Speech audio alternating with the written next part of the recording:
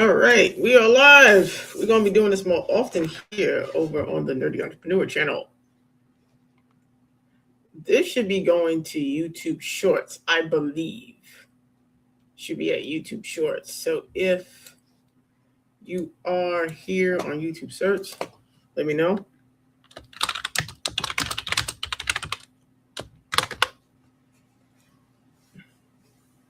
All right, cool. I see that. I don't know if this is going to hit YouTube Shorts or not. It should be hitting YouTube Shorts and not just my regular YouTube channel. If you're from Shorts and you're on your mobile, can you say something? Let me know. I'm just testing it out to make sure it's there. Because otherwise, I could talk about the topics, which is AI and your jobs.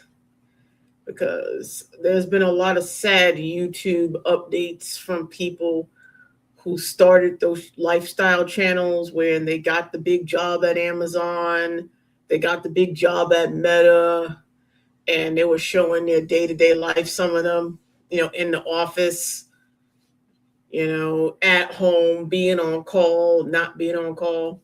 And the rhythm of those videos, the tone of some of those videos have changed over the last few months that I have been observing.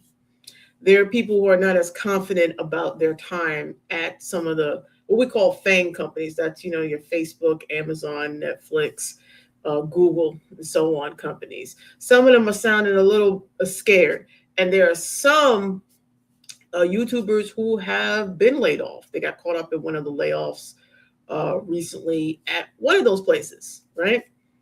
Because if you've been paying attention to the news and they talk about layoffs, hey, Amazon's announcing layoffs, Meta is announcing layoffs, and a lot of people, a few thousand people got laid off, between October and December.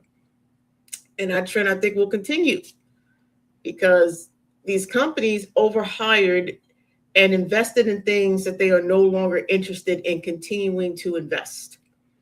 I think it was Meta laid off just about everybody in their robotics department because at one point Meta had invested hundreds of millions of dollars in robotics, and they had these large robotics departments, and people were getting paid extremely well. Okay, these were folks that were making 300 grand, 400 grand, 500 and up kind of jobs. So they had nice cushy jobs. And they were laid off over the last year and a half. A lot of them are gone. Some of them have found other places to be and still be in robotics. Others have found other positions at other companies that is not in robotics, because that's what they went to Meta for. That was the last thing on their resume, working in that department. And right now, as you see, headlines, everything AI, right? Outside of the normal news things of the things that are going here in the States. And I think it's something that you should be paying attention to. You live in the United States, you are a millennial.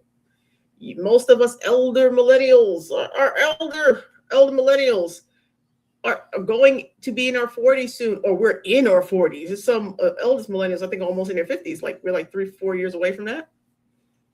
And it's something to pay attention to because now you are becoming the older, unseen, unhireable group soon.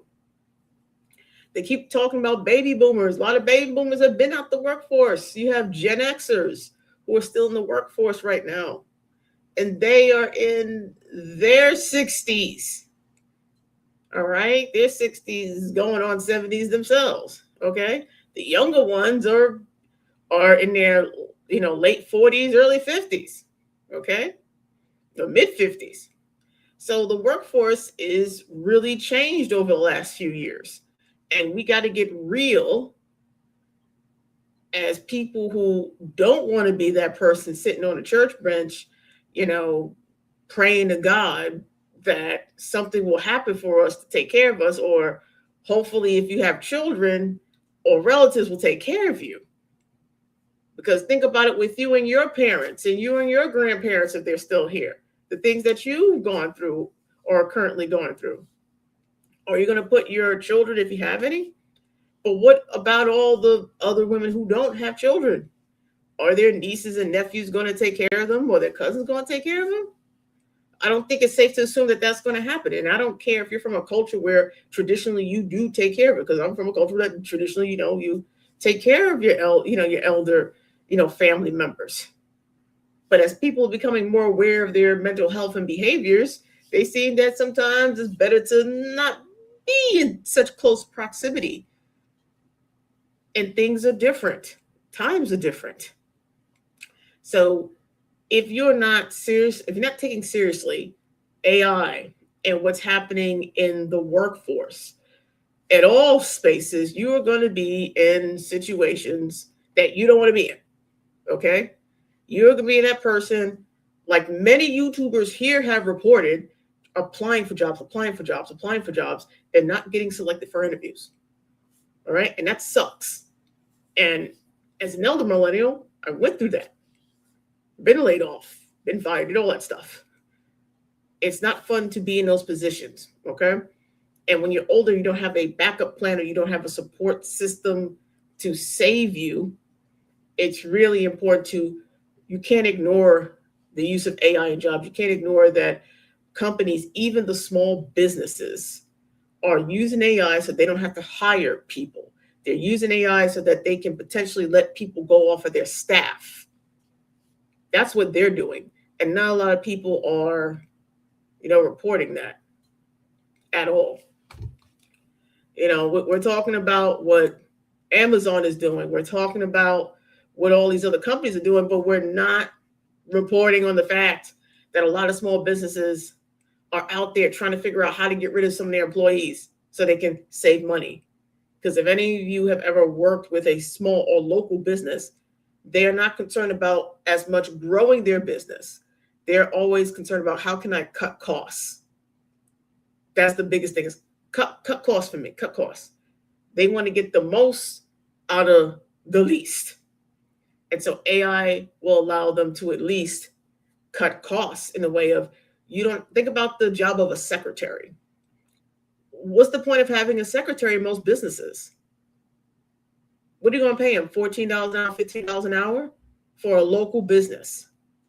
Most people cannot afford to have a secretary and pay a secretary a full salary and benefits. They can't do it. And those that can are trying to find ways to get rid of them. They know that those secretaries there are going to be some of the last secretaries that business may have. The things people don't want to talk about because it's uncomfortable.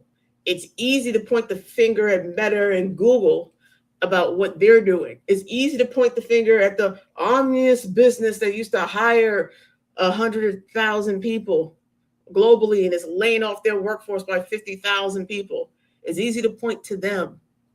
It's not easy to turn around and look at Joe's Plumbing and see how many people Joe's Plumbing laid off.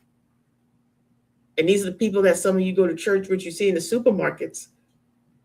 And you don't think that, oh, they're working for a company. If they got laid off, they must have did something wrong. No. There are a bunch of small businesses that have laid off the people that you see every day because they can use AI to replace them, or they believe they can use AI to replace them. Now, some of them are finding out that, oh, AI ain't all it's cracked up to be. It is not the magic button they can press and solves all their problems. But they believe that, and a lot of them were sold that.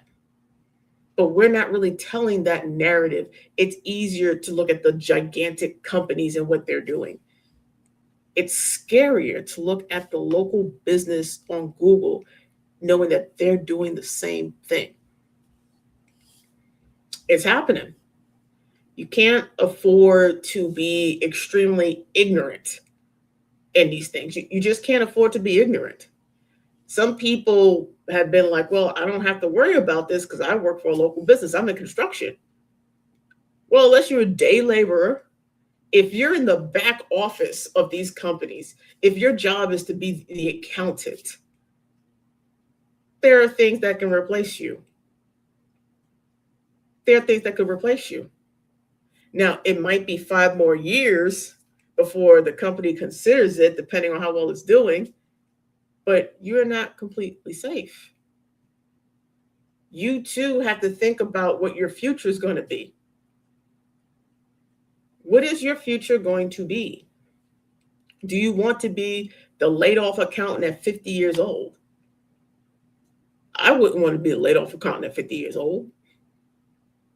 And these are things that we all have to consider. It's the things that are not sexy to consider and talk about because it's a real threat to folks who are knowledge workers, folks that mostly work behind a desk. But wait, I know you're thinking that, hold on a second. But I went to trade school, and because I went to trade school, I'm going to be safe because I work with my hands and no robot is going to replace me. There's no AI that's going to replace me because I went to trade school. That ain't true. And I've worked with clients and companies that have laid off people in construction. I have plenty of family members who have been laid off construction projects. And this was before AI. But they're not selling that narrative because right now the trade schools are making bank because so many people, so many kids are saying, I'm not going to go to college. I'm going to go to trade school because that's my way out. At least I have a guaranteed job. That's the narrative that's going out there because the boring business is sexy. But what's going to happen is the same thing that happened to the generation before who went to trade school when it wasn't sexy. They're going to be in trade school, come out, get into a trade, and be miserable. It's because some of you have never had family members who worked in the trades. And it shows by the amount of people selling the fantasy to these 18, 19, 20, and sometimes 30-year-olds about going to different trade schools. There are certain trades that are about your location. A lot of people don't even realize that to be a stonemason, you're better off on the East Coast or the West Coast for being a stonemason. Being a stonemason in middle America don't really make sense unless you're in Chicago. You gotta be close to up north on that side. A lot of people don't know that. There's people who work on docks. That's a trade. Well, guess what? If you go to trade school, hey, Carlos, what's up? Yeah, you see, I promised myself I get on my lives. My dude, I promised I get on my lives. So I am here. The whole baby's doing good. She better be doing good. You know we love our baby. But there's trades where people work on the docks. Well, guess what? If you go to trade school or send your child to trade school to work on the docks, they can only work in port cities. That's Boston, New York, and the Carolinas, in California. They can, in Houston, they have to work at a place where there are docks. And most likely it has to be a big city or big rural areas where they have ships coming in, whether they build ships or they have shipments coming in, or else they will be unemployed. So all the dock workers are in New York. Most of them are in very expensive places. Why? Because those places tend to get more shipments. I used to live in New York City. New York City is a huge international port city. Boston is a huge international port city. If your child, hey, I want my child to be all right, college ain't the way, let me send them to a trade. And yet people have no idea how dangerous it is to be a damn dock worker. They have no idea how dangerous it is to work on bridges and tunnels. I've known people who've almost gotten killed working on bridges and tunnels, assembling them. And you can't stay in the city that you live in. You have to travel if you want to keep your job. And a lot of people don't know that. They say, oh, trades is your freedom. Trades is the fastest way to break your health. Fastest way to break your health. So if your child is young, they're a young man and they're 18 years old, you put them in trade school, they come out and they go be a dock worker. Okay, great. And they jump into those jobs. They're going to want to be out of those jobs in 5 to 6 years. They are probably going to get a major injury within that time. That is what's going to happen to them. That's what happens to everybody else. So let's say they stay in that trade for 10 years.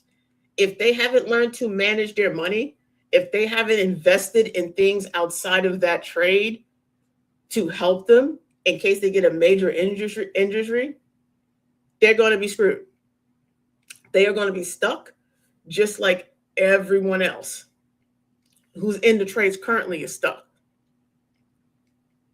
This is a common narrative for the trades. And I am not against trades. I am very pro, go at your trade, learn this, do that. I'm very pro that. We need the trades. I'm not anti-trades. I'm just giving you the reality of what it is, because I see so many people jumping into trades that they will not be able to get a job in the area that they want to live. That's what I'm seeing. People want to be an electrician. That's a great trade. Here's the problem. It takes almost, in some states, to be certified to get your journeyman license in that state. Sometimes takes 8 to 10 years. So they have to go to trade school or go through a union and deal with that, and then be apprenticed for a number of years and take and pass all those tests. And a lot of people don't know that. They have no idea that it takes that long to get the journeyman license. But guess what? You're like, well, they can start a business. A journeyman electrician cannot start a business in most states. You have to have a master license to start your own electric company. A lot of people don't know that.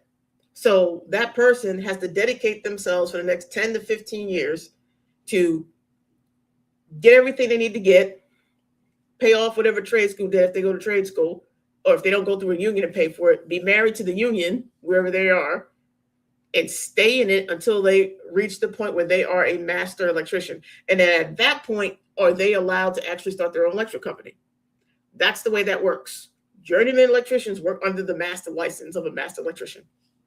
That's why it's so hard to buy an electric company, because you have to find someone whose license you can be under.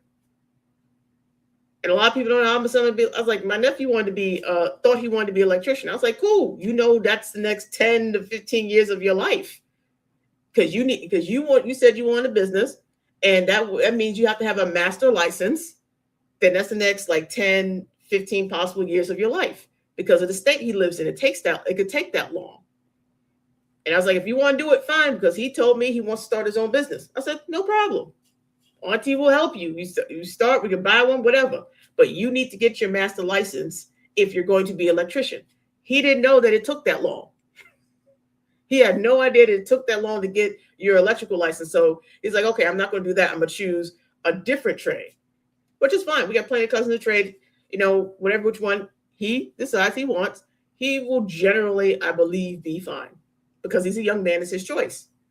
But these are conversations I had with him, because I know I've worked in the trades and people with companies in the trades. I enjoy it. But here's the other rub. Being in a trade, learning to be a carpenter, learning to be anything, does not mean that AI will not affect you as a trade person. That is a misnomer. That's a misnomer. Because with AI comes more advanced robotics. More advanced robotics with AI. Now, it might take another 10 years before they get really good with the robotics part, but if they can replace the number of workers they need on a construction site for certain things, they're going to do it. Construction overhead is really big. So while people are sending their children to the trades and people are changing careers to go into the trades, they think that they will be insulated and completely protected. That's not necessarily true. And if you went to the last CES, you will see that, we might be closer to what people think. So when it comes to AI and your job, don't think running to a trade is going to be the quickest way to protect yourself, because it also deals with, you have to know what type of lifestyle you want to live. If you want to live, in middle America somewhere, then you guys say, okay, well, what jobs in middle America and how much is going to cost me to live in this place? And I want to stay here for the next 20, 40 years or so. What do I need to do? What monies do I'm going to need to pull from or to create in order to sustain myself or my family? And if AI is part of the equation, because you're going to sell something to a business that utilizes it, or you are going to learn to use it in the job you're currently in until you figure out what business you need to be in to subsidize your income or get you out of the job. If that's not a part of your consideration, you are going to be lost. You're going to be real lost. It's not something that's coming for you. It's something that is here. I'll tell you this story. So it's a guy on X. For those of you elders, it's Twitter, but it's X. And he left a mid-range 6-figure job at a tech company as a sales guy, account executive, to go start a stump grinding business. And he basically moved from California back home, which for him was this small city in Utah. Now, while he worked in tech sales, he made a lot of money. Tech sales pays a lot of money, especially since he was an accounting executive. He was making, I think he said he claimed he was making like over 300,000 whatever a year. Yeah, I believe it. I know folks who work in that side.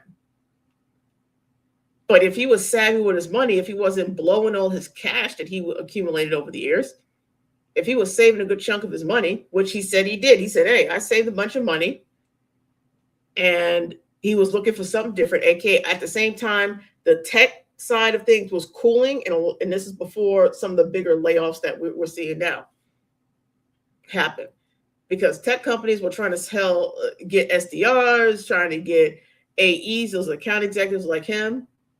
For like a good 4 years, it was a big boom, and he was part of that boom and took advantage of it for those few years. And he left right around the start of the cool, so he had great and perfect timing. He jumped in. I think he rented some equipment to do the stump grind. He didn't know what the hell he was doing.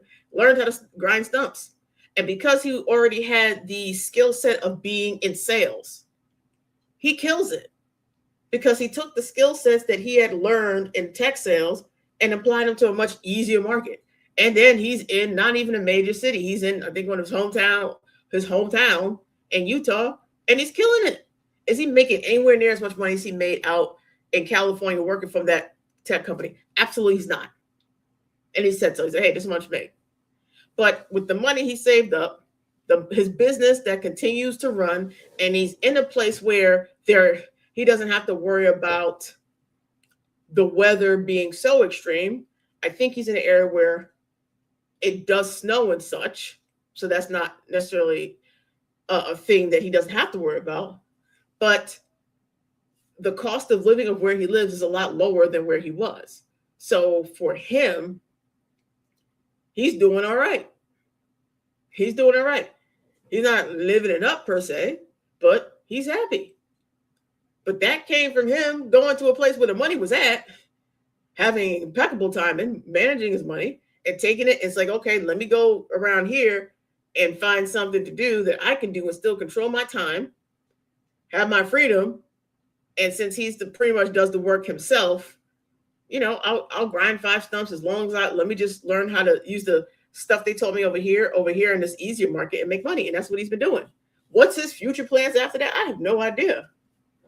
But those are the kind of decision-making processes that some of you are going to have to develop, because you're not going to be as lucky to be able to move to nowhere in Utah where there really isn't sophisticated businesses and marketing going on. You're going to move to a New York City or Houston or somewhere near a major city, and you're going to have to figure it out real damn quick. Because the time is running out for some of you, because you don't know when that layoff is coming. Because some of you are like, I'm definitely afraid of a layoff. All right, then what are you doing about it? Oh, I'm just going to watch YouTube videos. Well, how's that going to help you? What are you planning for? What are you going to do? Are you going to start a business? Are you going to start a business somehow? Be a consultant. What skills are you doing at your job that somebody else is willing to pay for? Are you using AI? Why not? Use ChatGPT. Learn how to use Claude. There's plenty of free videos on that. Play with it. Don't be afraid. And figure out, how can I leverage this to make some money every month? How can I leverage this so that I don't get laid off in the next round at my work if I need to stay there for at least another year to clear off some debt? That's the kind of thinking that a lot of you are going to have to learn how to do. These are critical thinking skills. This is about learning to be strategic so that you can be tactical. Some of you can pick up tactics, but a tactic does not always last long. A tactic applied to the wrong situation will lead to your failure. And critical thinking skills, in amongst the fear-mongering of everything going on, is going to be critical for those who make it and those who don't. So it's going to be really important for you out there to start figuring things out and figuring out fast. We are still at the top of the year of 2026. It is not too late to figure stuff out and start implementing. And yes, the process might be more difficult for you than it is for others. You might have more constraints than what other people have. But it's better you fight through those constraints and work within them now and be in the place that you could turn around and be like, okay, well, thank God I did that. Woo, they laid off all these people, but it's okay because I got my side business on. It's bringing me a few thousand a month. I can cover my bills. Cool. We can scale from there and figure things out. Maybe I want to jump to a higher paying job right now and ride that out for a few years while I'm continually building this because I'm still learning. I'm at the very beginning. Now is the time to start doing that. Or you're going to wind up like some of these YouTubers out here that wanted to create slice of life videos of them working in tech and are no longer working in tech because they've been laid off twice. And we've seen them and they have beautiful apartments and it's like, oh, they worked from here to here, or they didn't seem to be doing much work or whatever. And they grew huge YouTube channels with it. But the problem is they didn't know how to monetize it outside of AdSense. So when those layoffs came in, they had no way of really leveraging their YouTube platform to anything else to help them pay their bills from their severance package. So this is not a joke. AI is here to stay. It's getting better and better. You can do some things so much easier than when it wasn't here. You can have it build you a website with whatever you want on it. You can have it build an interface for you so that you can collect payments for things. You can help other businesses, not just small local businesses. Everybody likes to go after them. But you go after mid-sized companies that need help but don't want to pay to have full-time team if you know how to do something. Some of you are sitting on skills from your job that you use for your job every day that you could turn around and be using for yourself to turn around and build your own income, because you have to. There's no way that, unless you have a good partner, unless you have a whole bunch of money saved up and you've been doing most of the right things, has been working out, most of you will need to start some type of business. It's the only way that you're going to be able to catch up if you are in debt or if you need savings, you need to pay for some medical things. It is one of the only ways you're going to be able to do it is starting some type of side business. It is not really optional for most people. But the good news is there's a bunch of people who we want people to do something. And starting a side business does not mean you register for DoorDash or Uber. If you need to do that, go do that in the beginning. But you are going to have to leverage your time effectively. And driving around, running up the mileage in your car is not the best use of most of your time. And so you're going to have to leverage, how can I use my mind to make me money? I ain't talking about getting rich. I'm talking about cover yourself. What can I do to get to at least the first 5,000? And then let me get to the first 10,000 and move up from there. That's how you should really be spending your 2026. If 2025 was rough, and I've seen a whole bunch of posts across YouTube and TikTok talking about how rough 2025 was. That's all I kept saying. Oh, it's rough. It's so rough. Okay, well, now we're in 2026. So what are you doing to not make it rough for you? What lessons have you learned from last year that you can bring into this year to help you? If you are a knowledge worker and you work behind a desk for some company, and especially if you work from home, they are coming for my work from home people. My work from home people have been getting slaughtered the last few months with mandates to come into work. They don't want you working from home. They want you in that office building that they're paying rent for still. They want you in there even if they don't have enough room in there. They want you at least 4 days on, one day off, or 4 days on, 1 day off, 3 days on, 2 days off. That's what they want you to do. And I know a lot of people got angry and upset. But I remember when people were moving, like, oh, work from home, and they started moving to different cities, different towns. And I'm like, this is dumb. Because I know it's like, these people want actually to come back in their office. You decide to take that job there in that big city. You decide to move to that state and take that job. And so now you're going to leave and still work there and think they're not going to ask you to come back after they don't spend all that money on you for location? I thought people were making very stupid decisions. And now they're crying about the decisions they made. A lot of them had to take pay cuts. I seen a bunch of people were in a group together. People were getting their pay slashed 20, 30, $40,000 because they were getting paid location to be in those expensive places for the jobs they had. And now a lot of them people got laid off because once again, they wanted their behinds in the office and they had already moved states. So unless you're willing to hop on a plane and do that commute, now there is a man doing that. He is commuting between Philly and Atlanta every other week so that he can keep his job. He gets up early in the morning, takes the train, takes to the plane, goes, works for a bunch of hours and all that stuff, and then goes home. He does that every few weeks. They have a hybrid work schedule for him. And that's crazy, but that's what he did. Okay? That's what he's doing to keep that money coming in, because at least he has a plan for what he's doing. He's not trying to do that forever, but he said he has a plan he's working towards, and it's about him needing to do this in order to make it happen. So the next thing about you involving AI, learning to use it in your job so that one, you be a little less unemployable, because you might need to keep that job for now until you figure out what the business stuff is, and then using AI to figure out what can you build for a business and sell to them to start getting money in. Those are the two main moves for most of you. So that might require some sacrifice. That might require staying up late and learning some stuff. It might require following certain YouTubers and watching their streams and watching their videos in order to do that. Because if this guy was willing to travel from Atlanta to Philly to work, to keep his job, because that's the only reason why he's doing this. His job gave him an ultimatum. They said, well, if you want to stay working with us, you have to come into the office. It is a mandate, or else they're going to say, they're going to cut him loose. And he decided that, you know what? I need this job. It's paying me well.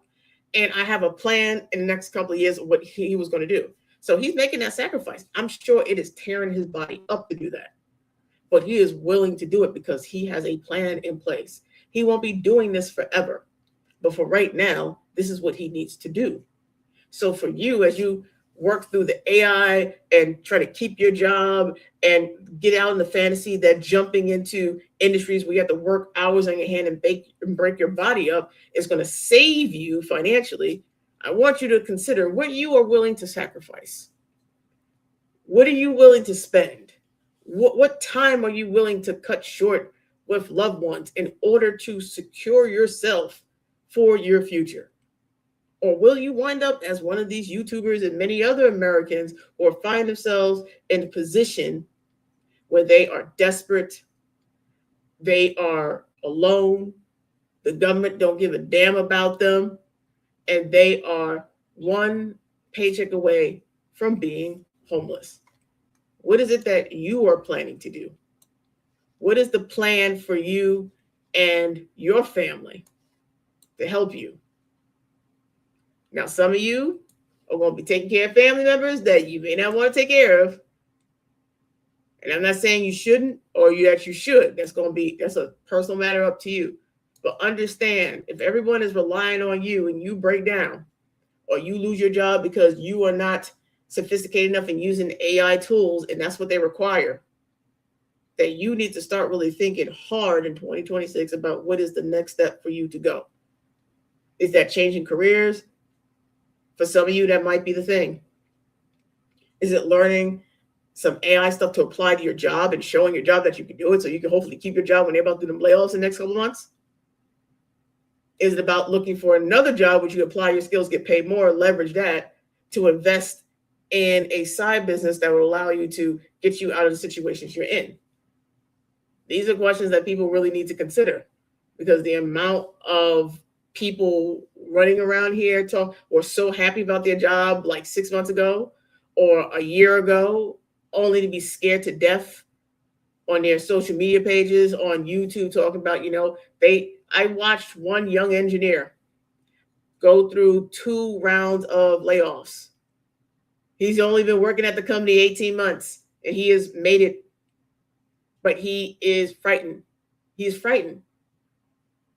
He is frightened. He doesn't, he doesn't know what to do. He's just trying to, like, he's grinding it out, trying to save his money because he's watched people get laid off, 2 rounds of layoffs. This is his first damn job.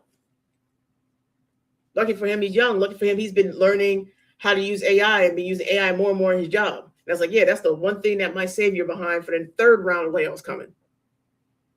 But not all of us are young as him where we can take advantage of that. Some of us have to develop skills. Government require your time, that requires some of your money. So you are going to have to decide what you want to do here in 2026. Well, so what is it are you really going to do this year? What are you going to do to protect yourself so that you can live a full life, not a half life, not struggling to pitch pennies, not afraid to spend money, to enjoy your life? And that doesn't mean going on fancy vacations. Sometimes enjoying your life for some of us is just as simple as, you're going and you're buying yourself a Lego set to put together because that's what brings you joy. It could be playing a few hours of a video game that you just bought. It could be, taking your kids to a theme park. It could be anything. So as we close out, just keep that in mind. We'll be doing more live streams like this. I got my setup going. So hopefully this ended up on YouTube Shorts as well. I'm going to check. But make sure, if you like what it said and you want more of this, we'll be talking more about that during this year. And also, if you have questions or topics for the next video, make sure you drop them in the comments. I'll see you guys later. Peace.